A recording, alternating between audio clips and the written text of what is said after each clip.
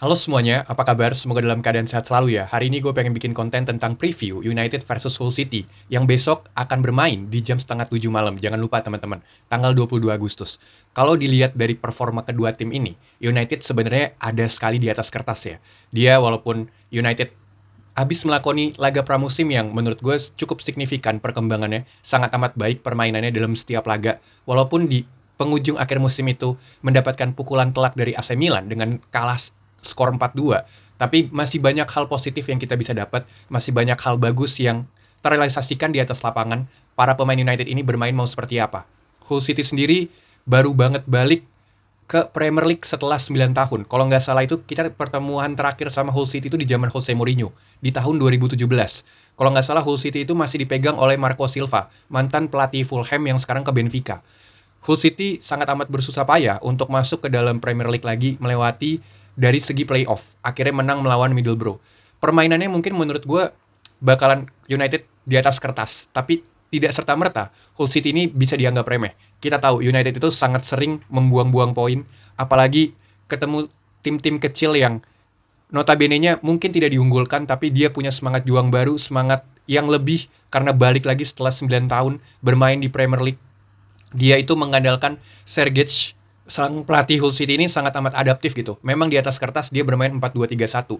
Tapi kalau kita lihat atau teman-teman mau telusuri lagi, dia lebih banyak juga bermain dengan 3-4-3 atau bahkan 3-4-2-1. Yang dimana notabene-nya kalau gue ngasih PR ke United, para pemain yang di bawah arahan squad Michael Carrick ini terkadang kesusahan melawan tim-tim yang bermainnya kompak, yang pertahanannya itu defensif sekali gitu, yang semuanya itu sangat amat disiplin.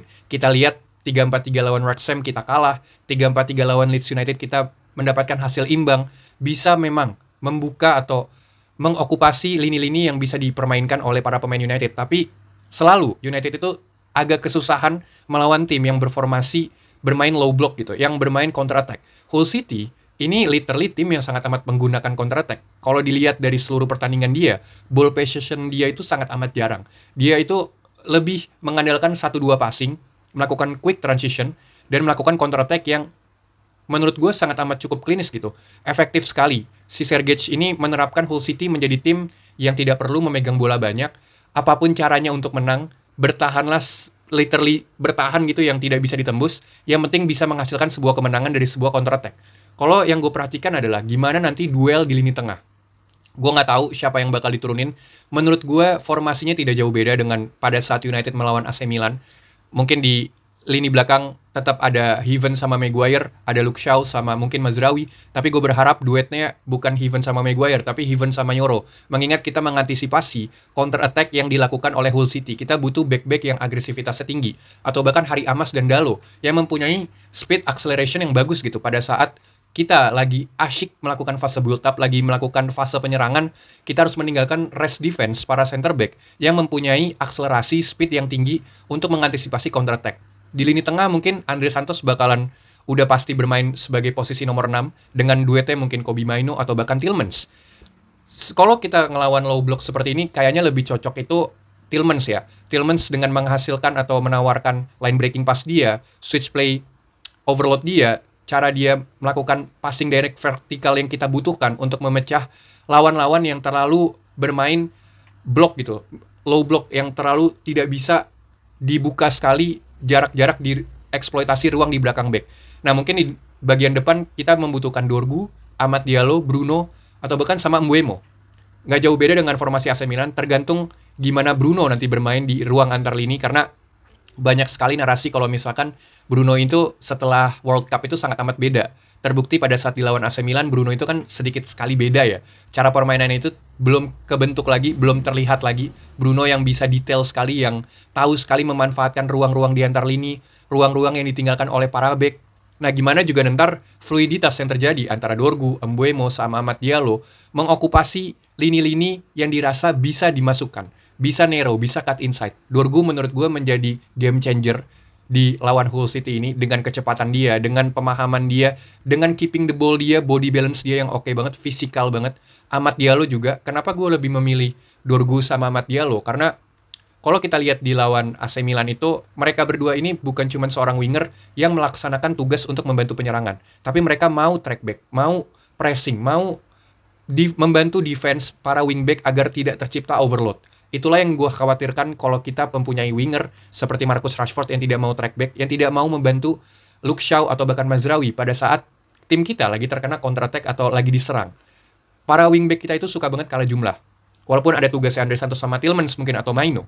Maino menurut gue bisa menjadi salah satu andalan sama dengan Shea Lacy yang dia itu sangat amat bisa bermain di ruang antar lini, bermain dengan pressing intensitas yang tinggi, pede sekali dengan keeping the ball dia, bermain di ruang-ruang half zone sempit itu andalan Maino sekali gitu. Ya sangat amat menarik, sangat amat kita tunggu seperti apa Michael Carrick merespon Hull City. Hull City juga menurut gue sangat amat semangat ya. Dia mendatangkan mungkin hampir semua tim-tim yang balik lagi ke Premier League, Coventry, Ipswich, sama Hull City itu di bursa transfer kali ini literally banyak sekali mendatangkan pemain. Kalau nggak salah Hull City itu mendatangkan 11 pemain gitu. Menunjukkan kalau dia itu mau sustain, mau tinggal lama di Premier League lagi. Setelah 9 tahun dia berkutat di Champions League sebegitu susahnya. Sekarang mungkin bakalan menjadi batu sandungan kalau Michael Carrick dan para pemain itu merasa di atas angin, merasa permainan ini sudah menang sebelum mereka mencoba bermain di atas lapangan. Karena ya balik lagi gitu. Kalau kita ngeliat United, di musim lalu aja pertandingan pertama kita kalah lawan Arsenal. Walaupun kita bermain bagus ya, walaupun kita mendominasi, tapi once kalau 90 menit akhir itu selesai, skor lu masih tertinggal dengan lu mencetak 1 gol tapi musuh lu mencetak 2 gol. Kalau kata Coach Justin ya lu tetap kalah gitu. Nah inilah yang kita kalau bisa United 5 laga ke depan ini kan termasuk relatif mudah lah. Kita cuma menghadapi satu tim besar yaitu Manchester City di derby. Kalau nggak salah di pertandingan keempat.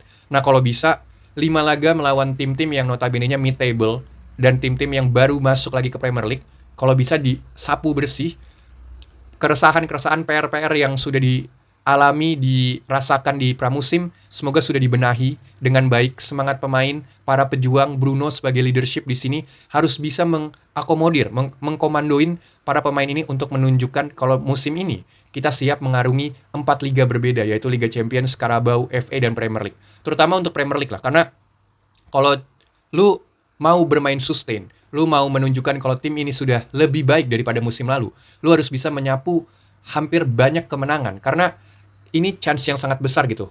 Pada saat lu ketemu tim yang notabene tidak diunggulkan, lu harusnya bisa meraup keuntungan yang sangat amat banyak, poin yang sangat amat detail. Dan menurut gue, kalau bisa, mungkin bisa mencetak gol banyak, tapi ya nggak tahu. Kita lihat aja. Mungkin gitu aja teman-teman video kali ini. Kalau misalkan kalian suka, boleh banget di subscribe, like, komen, dan share. Karena itu sangat berarti buat channel gue. Kalau misalkan kalian ada ide konten, boleh banget dicantumin di kolom komentar. Siapa tahu di next video bisa gue bahas. Thank you teman-teman.